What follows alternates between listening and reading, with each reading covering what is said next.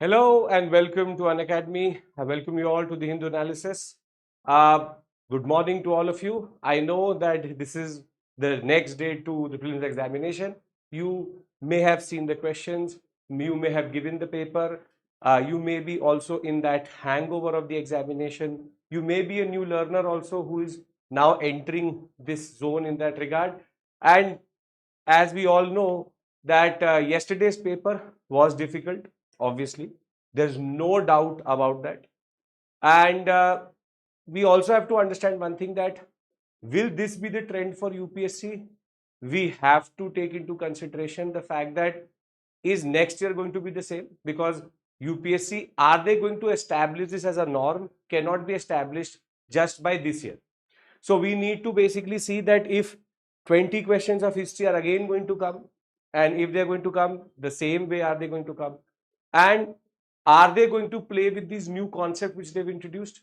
So 2026, no doubt, is an anomaly. I will say one of the most difficult examinations generally in the recent past, and for history, the most till since 2013, since the pattern has changed. And uh, at the end of the day, uh, personally, I would believe that there is in a way a certain trend which UPSC is following, which is not correct. And in that regard, for students, it is not the way to go ahead. It's not that you're asking factual questions. You have asked factual questions previously also. It's not that you're asking conceptual questions. You have asked conceptual questions also previously.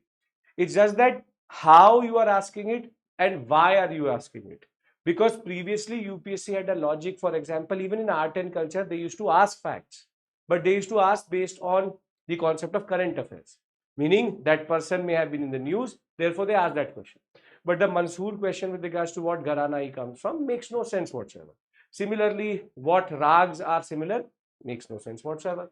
So I think we all are on the same page here, where we argue, at least I am with you, which is that UPSC in a way has changed its direction drastically. This time they're going to give the key. Was it that they are going to be challenged for the first time? That is why they gave a challenging paper itself. That is also something which is, you can say, a overcorrection on the part of UPSC.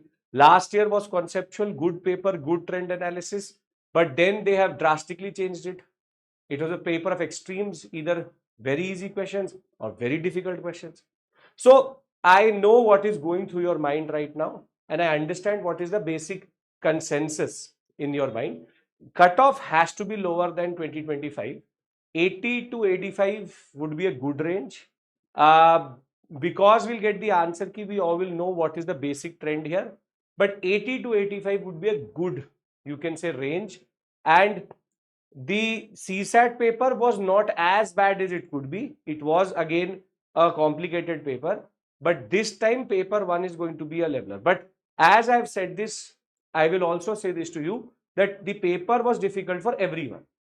So it's not that a certain set of students will be rejected out of this, though first attempters will face extreme difficulty in this, but it was difficult for everyone. And for example, like in history also, at least 10 questions were manageable, at least 8 were for sure, if you use your base knowledge and understanding. So I know as of right now, you may not be caring about the Hindu analysis or the Hindu per se right now, but everybody has a chance until unless the result does not come through, because you never know in UPSC how things have gone through.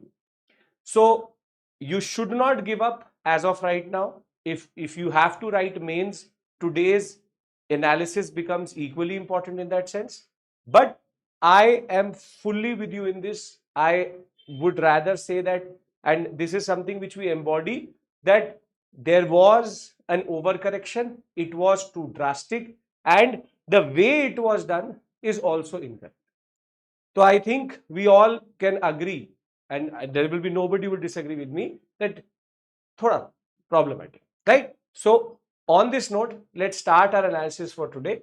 And we have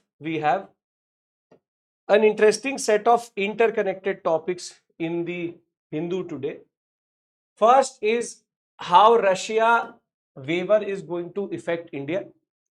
Thereafter, we also have the coal and dependency of India on it. These two actually, if read together, are very good articles in the editorial. From text and context, we have a Chinese initiative which creates precedence for India. We'll do that, RJ. And then we have smaller topics which were in the news with regards to Quad, because Marco Rubio is here, and what Trump has said about the Strait of Hormuz, which came in the examination also. Now, if you are a beginner and if you're considering to start your preparation, then this is also the right time to maybe use this opportunity, which is the 16,999 plus 12 months offer. You will get the maximum available discount if you use the code IAS English. This is extremely important. You have to use the code IAS English to be tagged to the English team, to be tagged to our team. Now, let's try to decode and understand what this article wants to say. Now, we all know that Russia and Ukraine are fighting. Now, I'm trying to give you context here. The way we operate is very simple. We'll first understand the overall picture, then we'll go into the details, then we'll revise and then move on. The idea is, if you're in this session, you should understand everything, also revise it with me, and then we move on. I also tend to give mind maps through which you can also keep this in your repository of current affairs in that regard. Right. So what we have to first discuss is that how does the US ending the Russia oil waiver affect India? So we know that Russia and Ukraine have been fighting now for close to 3 years. That in turn led to the sanctioning of Russia from the NATO members and specifically the West. That complicated India's journey with Russia because Russia and India have been all-weather partners, and Russia was in a way a new zone which we had unlocked, and close to 40%, which has reduced to 39% now. 39% of oil imports into India come from Russia. Now, US was in a way of this perception, and Trump believed this and believes this, that because India is taking oil from Russia, Russia as a source of income, they want to sanction and starve Russia. So therefore, there were certain tariffs pushed on us because we were taking Russian oil. In order to comply to that American understanding that we are putting 50% tariff if you will take from Russia oil, we started to reduce.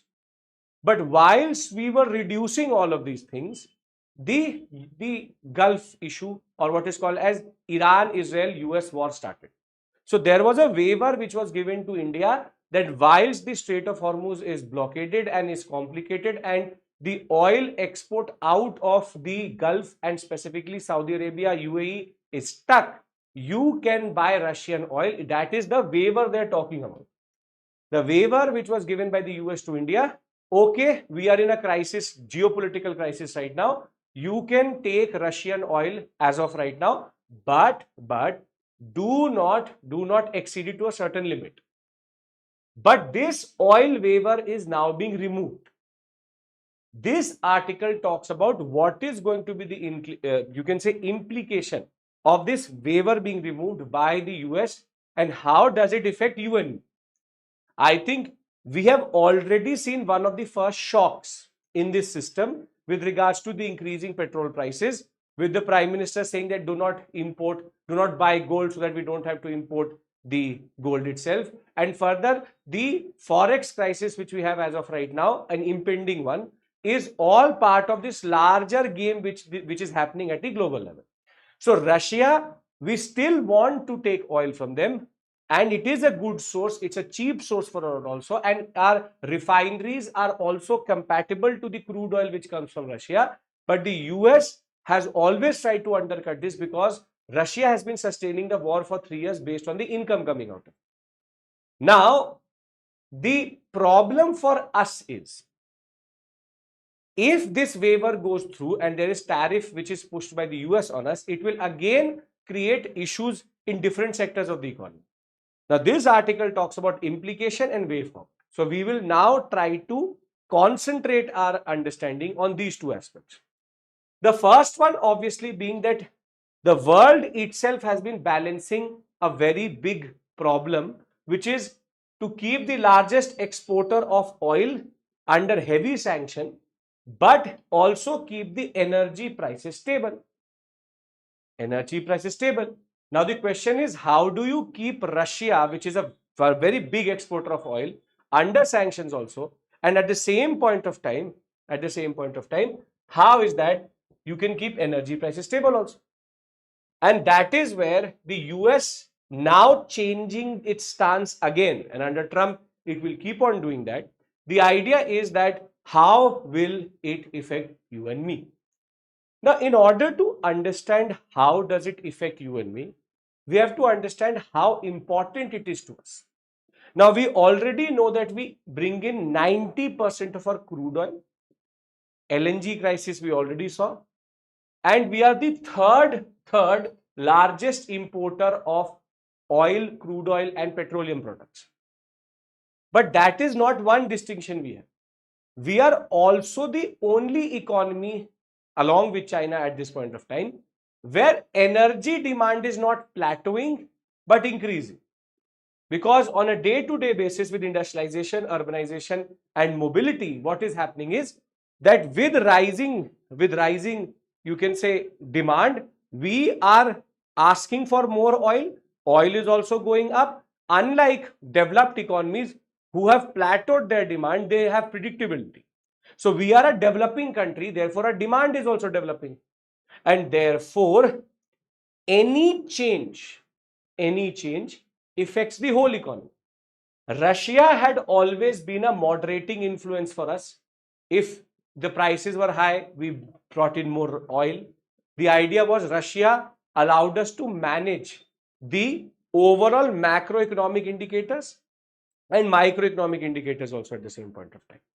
Now, if this crisis goes ahead in the way it is going and the Russian waiver is removed, the following things will happen. This is what the article tells us, which is the implications of Russia waiver going to be removed.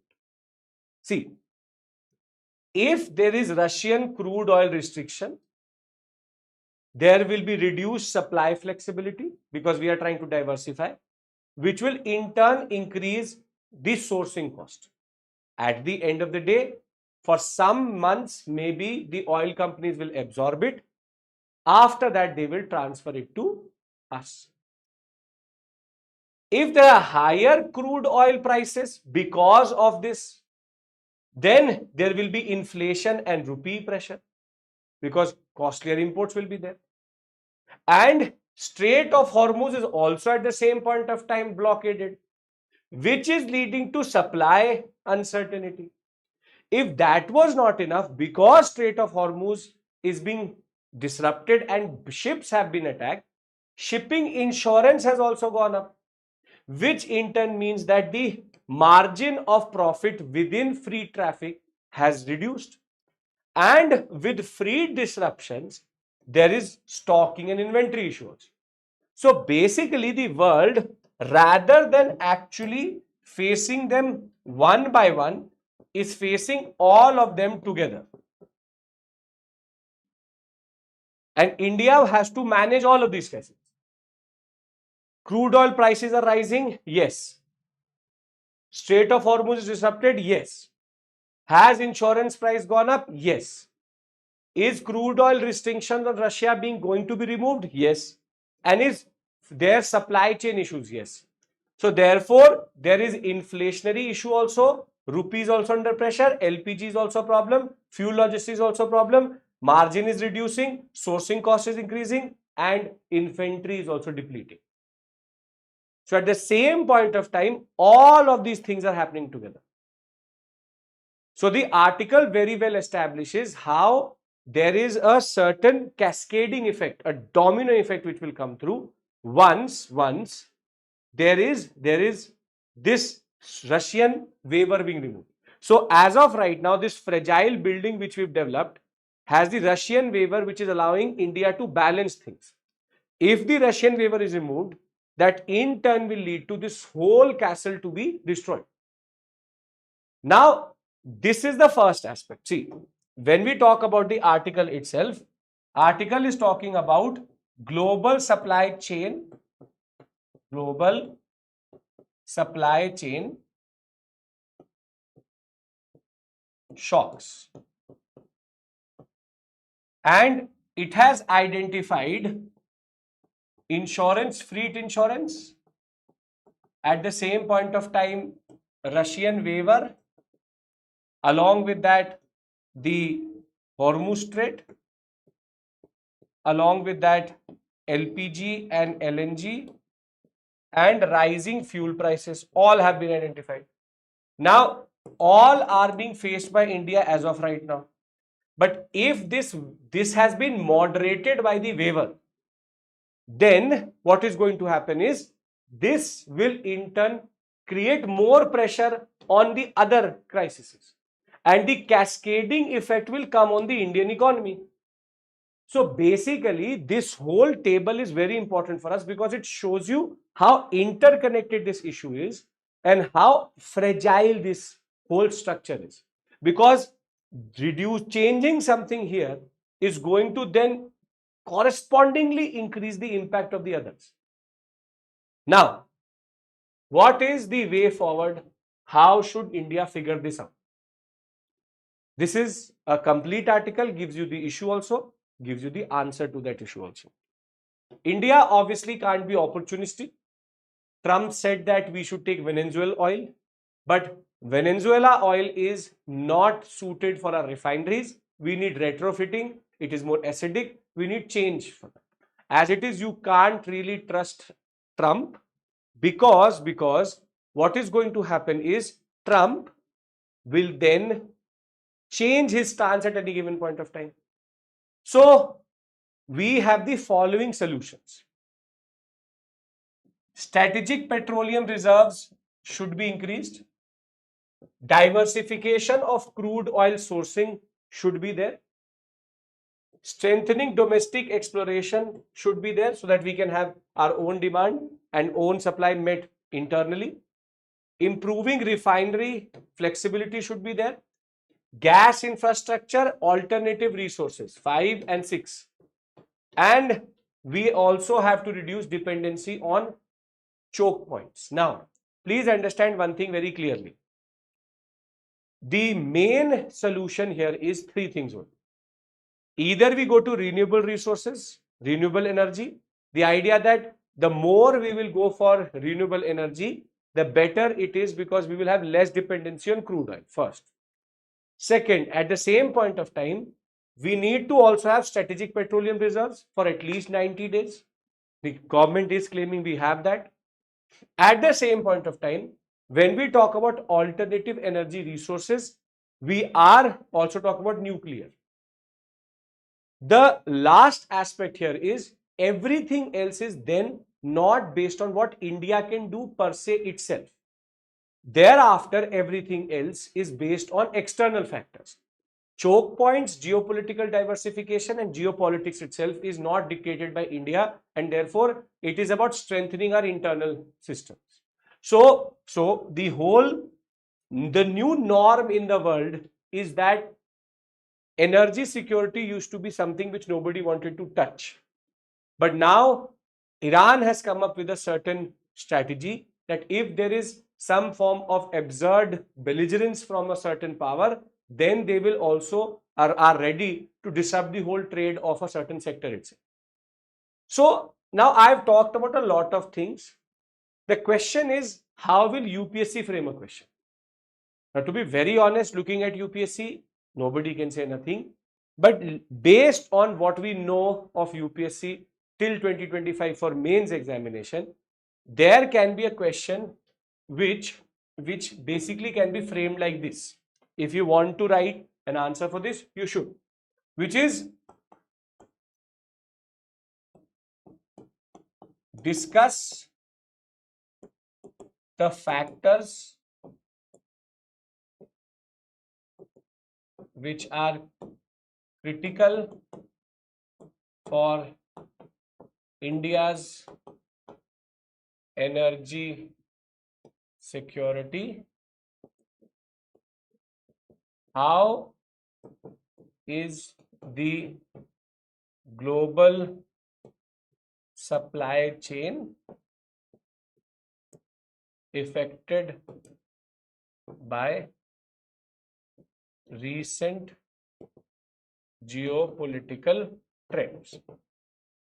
It has two parts to it, and in order to answer a question like this, you obviously have to understand how they can frame a question based on the information which is given to you. Now, you cannot answer this question without the discussion we've had it here, which is how to frame a certain way and understanding in that regard. Now, a corollary, an extension of this article is this one, which is India's green transition is still on course. Now, what we have identified in the last article, this is how you read the newspaper also. What we've identified is that there is an impeding energy crisis which is there. And one of the biggest reasons for that is geopolitical blockades and crises. And it is also because India has 90% dependency on crude oil imports. Right? Now, a way forward for this is renewable energy. Renewable energy would mean solar, wind, hydroelectricity. Along with that, see, though we don't put nuclear per se in renewable, but it's a better source.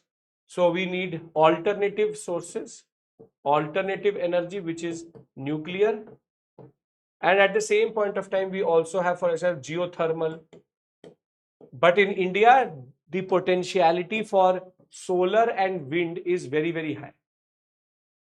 Hydroelectricity is not environmentally sustainable per se, but solar, wind are considered to be two good sources. Now, this is the solution. If this is the solution, how has India been responding or developing this for the past decade or so is the question. Now, India is one of the best or fastest growing renewable energy market since 2017, and renewable sources have significantly increased from March of 2005 to March of 2026, wherein we have gone from 0.72 installed capacity to 42.4% installed capacity. This is an exponential increase. Exponential increase. At the same point of time, India's coal, which is needed in its thermal power plants to generate electricity. Coal India has, but coking coal we still import. The idea is India has coal, installed capacity has been mostly being reduced from 58.7% to 42.2%. So we have more or less same installed capacity for renewable and non-renewable. Coal is the most important source for geothermal, the thermal power plants, electricity. So going by this trend, you would then conclude that renewable is contributing equally or at least comparability to coal. Can we come to this conclusion? Yes or no?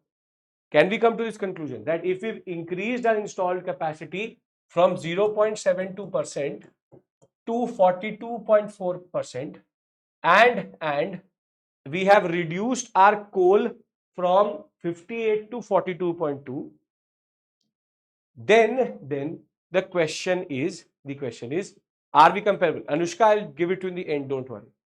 The question is, are they comparable here, in turn also comparable in production?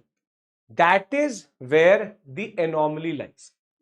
Though they are comparable in installed capacity, the paradox in the Indian story is that only 15.8%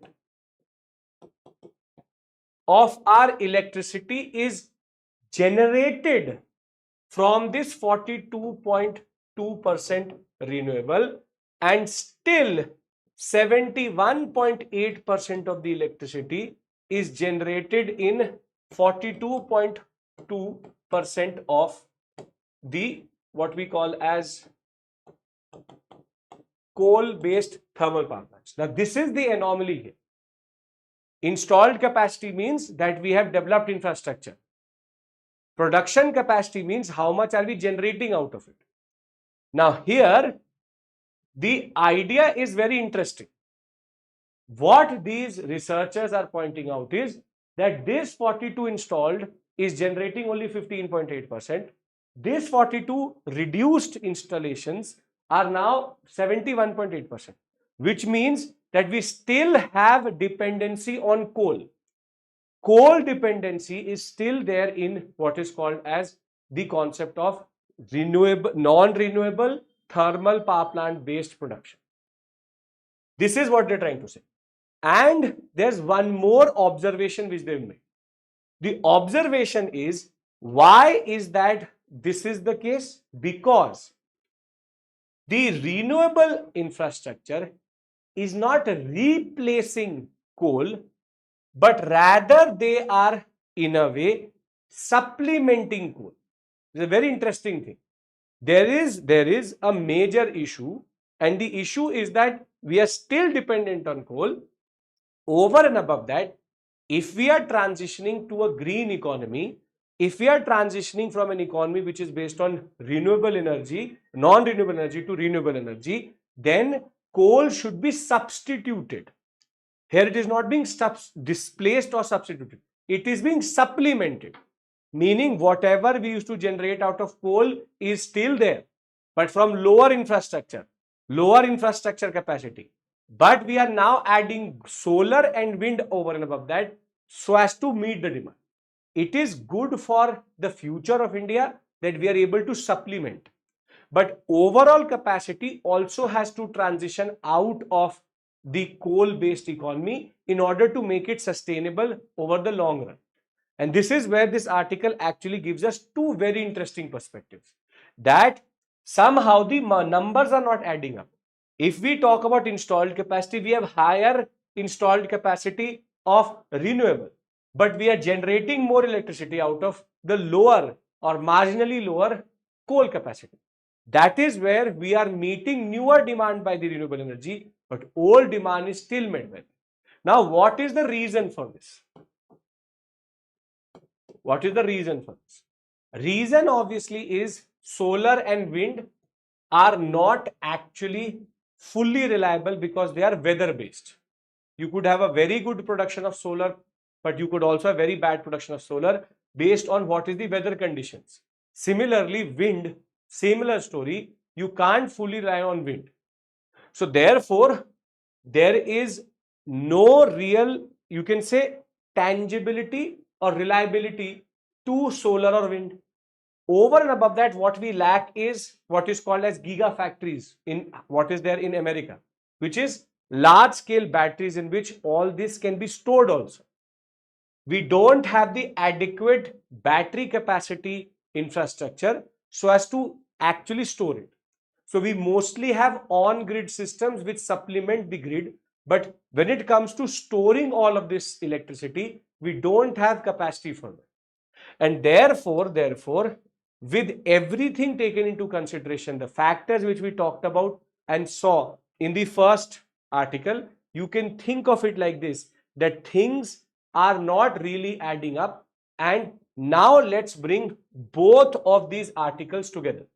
Way forward obviously is grid modernization, better battery infrastructure, better transmission infrastructure, and in a way phasing out coal in a slow but sustainable manner. Now, the first article and the second article talk to each other and we have to read them together. The first article tells us that the Russian oil has been giving the Indian economy a moderating influence because it has in a way eased the pressure which has been created because of the Iran and Israel war this had allowed India to, in a way, Iran and US war, I will rather say, and this had been allowing us to still moderate our prices. But because Iran-Israel war and Russia-Ukraine war both are happening simultaneously, and Trump has now come back to his original stance of creating pressure on Russia. If the Russian waiver goes, there is going to be a cascading impact on the Indian economy. That cascading impact will be then in inflation, will be then in supply chain, will be then in the concept of what is called as inventory, will be then also in the basic prices of what we call as crude oil or petroleum prices. This we have already started to see. Now the answer to this is renewable energy. If we have renewable energy, we will be able to in a way respond to this. Are you following the thought process? Because if we had renewable energy, we would be able to respond to these things. The problem being that we are too dependent on coal, we are too dependent on the concept of crude oil. So our 90% demand which is being met by imports is fully contingent to factors which we don't control first. Now it becomes impediment, or it is very important that we talk about renewable energy. Now what the second article says is there is a crisis in this zone also. What is the crisis? Oh, since 2005 to 2025, we are revising also, our renewable energy capacity has increased from 0.72% to 42.4%. This is our renewable energy. Whilst coal was reduced from 76% to 42.2%. So in a way we have higher installed capacity. However, when we talk about production, we are only meeting 15.8% of demand from here, and this is still meeting 71.8% of all demand, which means the idea is 71.8%. This is not replacing. This is in a way just supplementing. So we have to increase this, but we have to reduce this also to have a chance generally.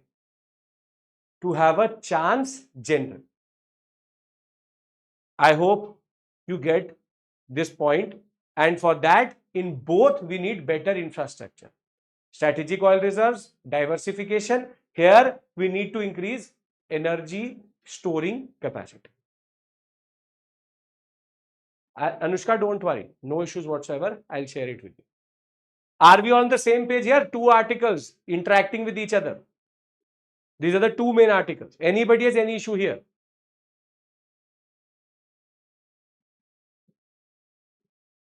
No? Sorted? Okay. Now, see, this article is in text and context, right? I don't know why the Hindu newspaper, the most prestigious newspaper in the Indian subcontinent, very important staple of the UPSC, perceived that way. This article makes no sense because there are two reasons for that. Firstly, it has no bearing on what India is going to do. Secondly, it is actually coming out of, it is a piece which has been put into the Hindu newspaper, sponsored by the Chinese diplomatic channels and the embassy. Meaning, whatever information is in this has no bearing on your understanding or on India generally. But the only thing which I want to do here is I want to take out a model which the Chinese are following, and it would be good that if we can replicate it in India. What I'm trying to say to you is, please don't learn the data which is here. Learn the model and try to give it as a solution. Try to give it as a solution.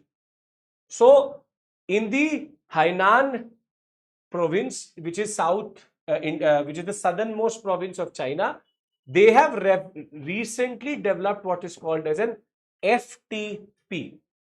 So we know about free trade agreements, we know about a lot of things, but it is about a free trade port. This is something, free trade port. Not the first to do it, but the Chinese doing it is very interesting.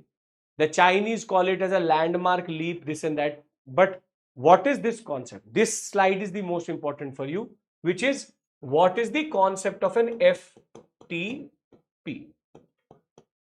According to this initiative, in this island, the tariff barriers on trade have been removed with closure of ordinary custom operations and making imports easier. Meaning, if you want to bring in more supply or you need more raw material, you make it a free trade port. While the island remains an integral part of China, it is a neutral zone for international trade with regular custom procedures and tariffs applying only to goods entering into Chinese mainland from the island. And 86 countries visa-free entries there. Now, one thing is very interesting. I hope you understand what this means. This is a very interesting concept which India can also replicate. So, this is mainland China. And this is part of, or you have the southernmost Hainan island. Now, this is an FTP. What does an FTP mean? Very interestingly. So, if I bring in, for example, palm oil into this Hainan peninsula, Hainan island, and if I set up a plant here which can process it, and then I export this palm oil to rest of the world from China, then there is no tariff on any of these imports here, because it is coming, being processed on Hainan island and then going to rest of the world. So it can be then a place where you can develop a what is called as processing plant, but at the same point of time, you really don't need to take it inland. But if I bring in, for example, tea, I process that tea here, and I am having two streams, one like this, and I also want to sell the tea into mainland China. If I am going to sell the tea in mainland China, then it will be subject to tariffs.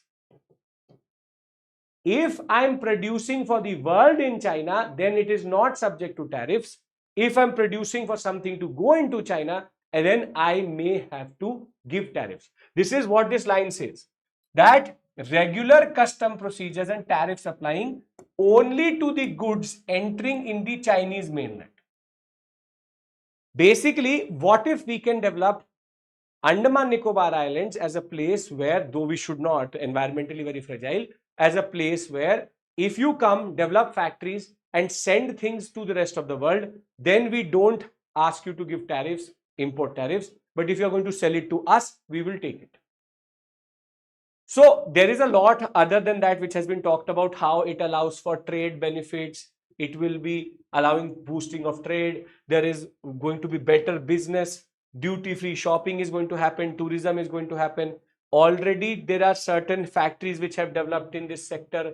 So we don't care if China is going to develop or not. That is not of our bearing. But this model is important, which is called as FTP, free trade port. This is the takeaway from this chapter, from this concept, because it matters to us. It matters to us how we look at it. Don't read this article verbatim. It is not important. It is the model which matters to us. Now, three major topics we had to cover. We are sorted with regards to that. Now we just have to cover these three simple, straightforward developments or new things which were in the news. For example, we know that Marco Rubio is in India as of right now, a 4-day trip. He has made 2 to 3 interesting statements which are exactly the opposite of what Trump would say.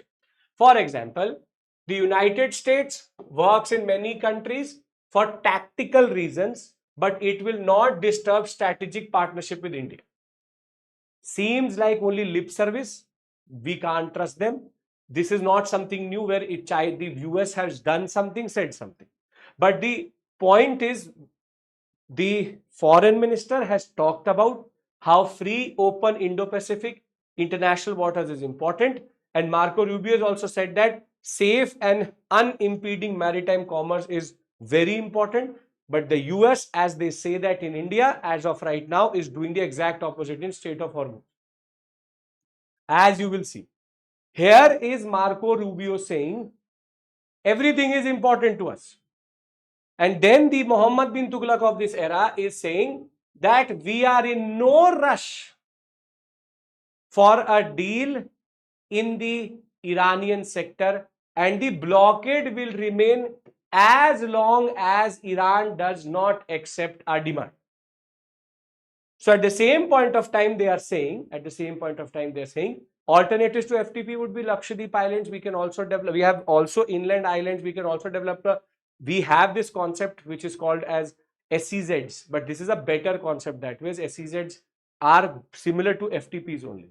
So Trump at one point of time is telling his representatives not to rush, blockade will remain. Rubio is saying the exact opposite thing in India, that we are strongly supporting opening up of the Hormuz Strait.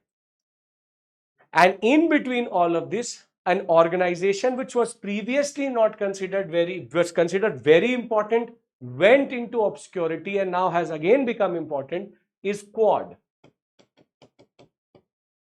Quad, which was India, Japan, Australia, US. 4 actors working to keep the South China Sea, the Indo-Pacific open, at one point of time considered to be the new regime, the new maritime order. However, over a period of time, India-US relationship soured, Australia-US relationship soured, India-Australia relationship soured, and now after a very long time, since 2024, after 2 years, Quad meeting is going to happen again. This is where the foreign minister of external affairs minister, and he will go and meet the representatives of the Quad, and the foreign minister of Japan has said that Quad is vital. So again, all developing stories, nothing out of the box. We don't have to be caught up in this. So in a way, our discussion for today is over, and because time is of efficiency, we will try to keep it to 45 to 50 minutes, because it is important that you understand everything in the right space. I hope that you understand the first 2 articles together. That was a critical understanding to us, which was how energy security is in a way connected to each other, and everything goes into that understanding. But at the same point of time, I really want you to understand that these topics are going to further develop. So let's see what happens in the next 2 to 3 days. So thank you. My email ID is mishra.abhishek@unacademy.com. You can reach out. I know that you are a little bit in a state of crisis. I understand that. I am fully with you. I stand by you. I apologize on the part of the UPSC from you for what they've actually done per se. Yes, it's a certain thing or trend which they have developed, but the timing of it, the severity of it, and the intensity of it was something which was not correct in that regard. So mishra.abhishek@unacademy.com.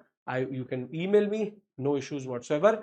One last thing which I will say to you is that on 1st of June, I'll be starting in the 9 a.m. There's a new model which we are going to follow today from 1st June onwards, which is the dual model, which is we'll have 2 GS classes happening on a daily basis, 2 hours in the morning, 2 hours in the evening, like a model where we can cover everything in the most efficient way possible. So from 1st June, if you use the 16,999 offer, I will be taking Modern India in the morning from 7 to 9 a.m. and in the evening 3 to 5 p.m.